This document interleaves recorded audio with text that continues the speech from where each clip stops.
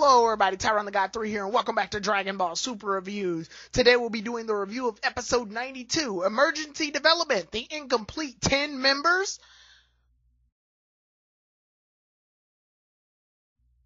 Boy, oh boy, was this episode a doozy, and if you already read my Twitter, you know I have some highly upset thoughts about not just this episode, but the episode coming after, which is episode 93, and it's going to be a bit of a Dragon Rant week for the rest of this week, mostly because there's just a lot of things I'm really starting to not agree with. I'm going to be doing a rant review here, unfortunately. And then I'll also be doing another rant review for episode 93. So, yeah, be looking forward to that episode review probably late Sunday or, at some point late Sunday or late Saturday. And I'll be also doing a discussion video, so check that out because there's only so much I can take that Dragon Ball Super is doing. And, it's sad, too, because I actually really do like the route that the saga was taking. The saga was actually taking the time to develop things. It's taking the time to develop characters. It was taking the time to, it felt like Dragon Ball Super was actually putting an effort only to get disappointed overall. And I should have seen this coming too, because no offense to the tournament sounds fun, especially for if it were a final saga or something. This tournament, the idea sounds fun. But overall, when you dig underneath the surface, it's still at its core is some questionable things that Dragon Ball Super is doing, just based off the sole fact that Super is infamous for rushing and regurgitating. And that's a lot of what I see here in this saga, with the exception of the character development for the characters that are entering the tournament. But there's obviously this episode has some things that are rushed too. So to get the plot summary basically in a nutshell, here's what happens. We end up finding out from the last episode that Majin Buu is asleep and he won't wake up. Goku and Mr. Satan try everything they can. They won't wake up. And that was actually a pretty funny thing that Mr. Satan was like, screw it, I'll enter the tournament as the 10th member. And that actually would have been more acceptable than the character that's obviously going to take Buu's place. At least it would have been funny for comedy's sakes, like when Kawimba entered the Dark Tournament in place of Genkai and Yu Yu Hakusho. At least that was, it was something that piqued interest. But this is just, anyway, back to the plot. Obviously, Mr. Satan chickens out because he knows exactly what he's in for if he enters into that tournament. But I still think it would have been funny if they dodged all that destruction and fast action fighting, and he ends up being the winner because nothing's left. But that's an idea for, an obviously good effort putting anime. But as of now, we can see that's not going to be the case. They're sticking with the fan pandering. Anyway, enough of that sidetracking. Back to what's actually going on. We see that they're in quite the pickle. We cut to Universe 11. We see that one of the generals of the Pride Troopers actually went in the trouble of saving the cat. I'm glad they actually went back and focused on that. It's really cool. Topo is really respected as a celebrity. Universe 11 actually does a really good job of making these characters noteworthy, and I love the universe that they're in. I like the art style. I love that it lets you know that we're in that universe. It's got this nighttime jazzy atmosphere around it. That's a really nice art style for this universe, and really nice development for the Pride Troopers. It actually makes me want to root for them now. They're not just punching bags for Goku to punch, and I do respect that. We move on to Universe 6 with Cabba's whole situation with Khalifa and Kale. And he's teaching him how to turn Super Saiyan. And this is one of the things that makes me hate this episode the most out of my entire soul. There's another thing that makes me hate the episode, but this is one of the big ones.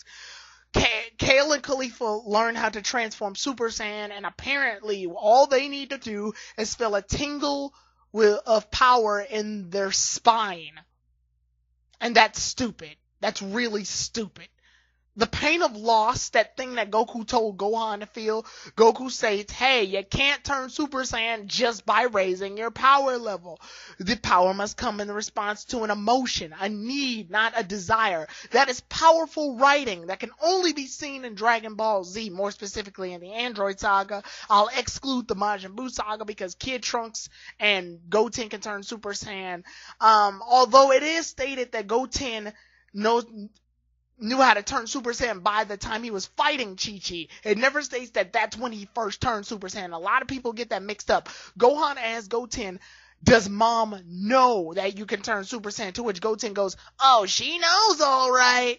And then Goten transforms in mid-fight. He didn't have control of Super Saiyan at that point. He just did it.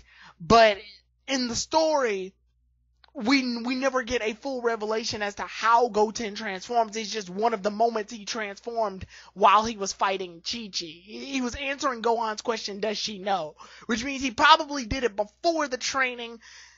It's just this is the moment in which mom knows. So I want to make that perfectly clear. And Trunks, he's training under 100 times normal gravity with his father. Of course, a kid is going to feel some strain under 100 times normal gravity. So, but with that pushed out the way, this is still in the top list of stupidest reasons to turn Super Saiyan. Like, this is ridiculous. And all animes do this. Naruto's infamous for doing it with the Sharingan, where basically everybody has a Sharingan. When in the past we used to know only Uchihas and Kakashi were the exception. But this is just like this. It's sort of just, oh, this is a Deus Ex Machina that gets stronger and suddenly everybody knows how to do it. It's totally disrespectful. I really hate the fact that this is how they turn Super Saiyan. At least for full-blooded Saiyans. You know, for half Saiyans, okay, a little less lenient. Gohan got the most of it because of it. It was still emotion-driven. This was just cringy. This entire thing was cringy. And I know I should be putting this in the cons, but, you know, I just had to point it out that this was a problem. Moving on, we see that there's nothing they can do. Master Roshi's still training or whatever, and he's overcome his weakness in air quotes. And after that, we basically see that Goku has come up and he's like, yo, we need to find a way to get more warriors. The beans have been spilt. All the rest of the fighters know that their universe will be erased and not the 10 million Zenny. Bulma goes ahead and says, screw it, I'll give you all the 10 million Zenny, just please win the fight, we can't afford our universe to get erased. Krillin is all on a quandary about it. I don't know why. Obviously he wants the universe to be saved, so why is that a big issue? I kind of thought it was ridiculous that Goku had to lie to the others anyway. Maybe Android 18 because she loves money or whatever, but come on now, the universe being wiped out should be enough. She could have just taken a long, hard look at Marin and know that she has to grow up into a future, and that alone should have tapped into a reason to enter the tournament. They do it for their kid. I don't even know why Goku had to bribe them for that. I should have said something about it earlier, but I didn't. But now that it's being brought to the forefront, yes, the universe being erased should be enough of a persuasion to go, hey, fuckers, enter the tournament. I'm sorry I had to use that language. It's just the only thing I could think of because I don't even know why that was a problem. But we move forward. Beerus gets mad at them for blowing up all of Frieza's soldiers and everything. We could have had somebody else to pick from. Even Beerus points out that it's kind of silly that all the warriors that they picked right now are from Earth. Goku says, hey, I know what we can do. We can use fucking Frieza. And that makes me mad all in itself. I'll be doing most of that rant in episode 93, but for now we're going to focus on this shit sandwich, which is the transformation of Super.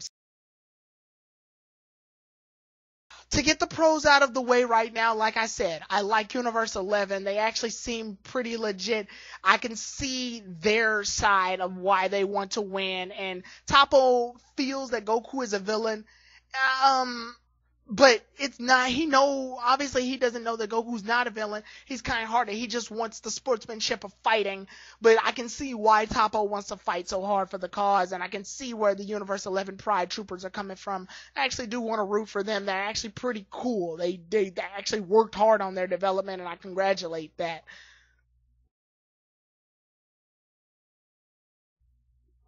Here we go, and not to make the video too long because I still want to stay within the span of about 10 minutes, maybe 12 if I have to stretch it.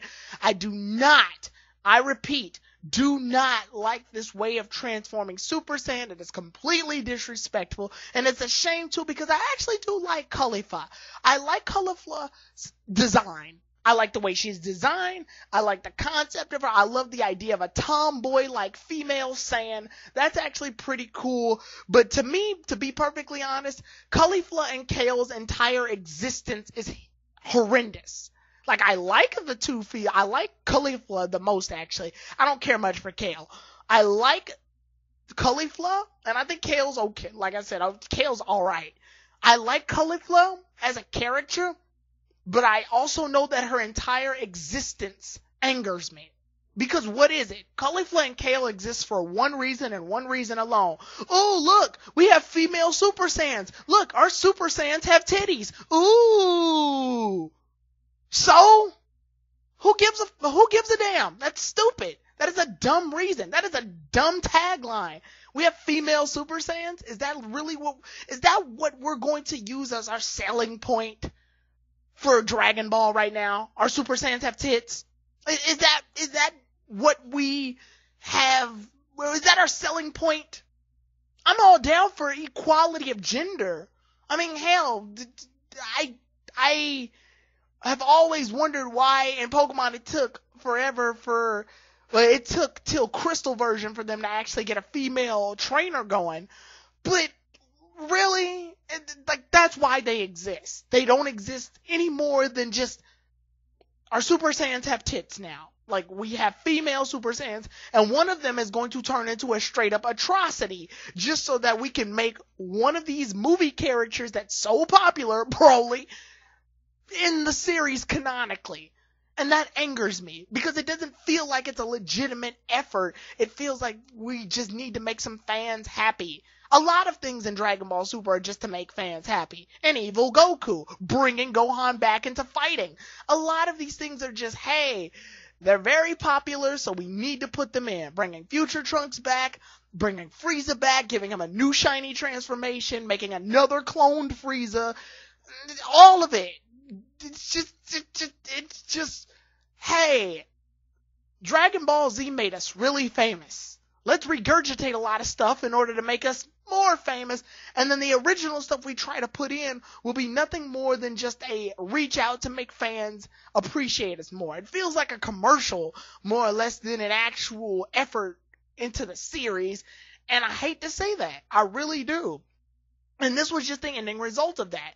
No putting Caulifla and Kale in life-threatening situations so that the power can come as a need, not just a desire. It's, feel a tingle in your back and then you can turn Super Saiyan. That is pathetic. That is just upsetting. That is downright disrespectful. Because it bothers me so much, because these characters only exist for that purpose.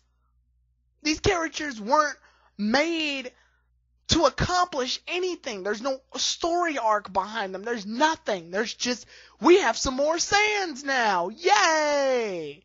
And before you even make the comment, well, what about Dragon Ball Z? Dragon Ball Z made sure to enter characters very correctly, very accurately, and very carefully. The main example of this is Future Trunks. They entered him with the expectations of creating an entire character arc, and I will make a discussion video breaking all of this down later, but long story short, they entered Trunks in with the history of Trunks as his prologue to the Android saga. They gave him an entire character arc. He grew, developed with a lot of the characters, went back to his timeline, defeated the androids in his timeline, and Cell had a nice epilogue. His character went to a complete character arc. He went from a young little rational child to a strong, manly warrior that was able to mature and end the turmoil that was happening within his timeline. From start to finish, he is a start character and an end character that's well developed. And I gotta tell you this right now, I hate to break it to you guys, but Caulifla and Kale are female Super Saiyans going into the saga. Guess what they're gonna be coming out? Female Super Saiyans. Hate to break it to you. That's how it is. But And I guess I should go ahead and mix the conclusion in with this. I'm not going to do like that transition like I normally do because we're almost 15 minutes in. This episode in itself, it's not the worst thing ever. But at its core, this episode, it's not the episode itself, it's everything the episode represents that makes for very messed up moments. And I gotta say, if you've never watched Dragon Ball Z and you're just watching Dragon Ball Super, this episode isn't that offensive. But if you've gone through the history of Dragon Ball Z, if you've gone through the character development, if you've gone through all of that and grown up with Dragon Ball Z and know the effort that was put in prior to this, then yes, this episode's going to upset you, unfortunately. I hate to break it to you. It's not even entirely the episode's fault. It's just looking into this episode long term, looking into what this episode opens the doors for, it makes you upset as a long-time fan. As a short-time fan who just got into this via Dragon Ball Super, enjoy what you can. Ignorance is bliss. But if I will cover a lot of these flaws in videos just comparing Z to Super. And I know it's not, some people are going to argue it's not right to compare the two, but it's literally what Super is riding the coattails of. So I have to bring up what effort was brought in 1990 that just isn't being put in now. So with that said, the next episode is episode 93. You're the 10th warrior. Goku goes to see Frieza. I'll see you all then, everybody. Tyrone the God 3 out.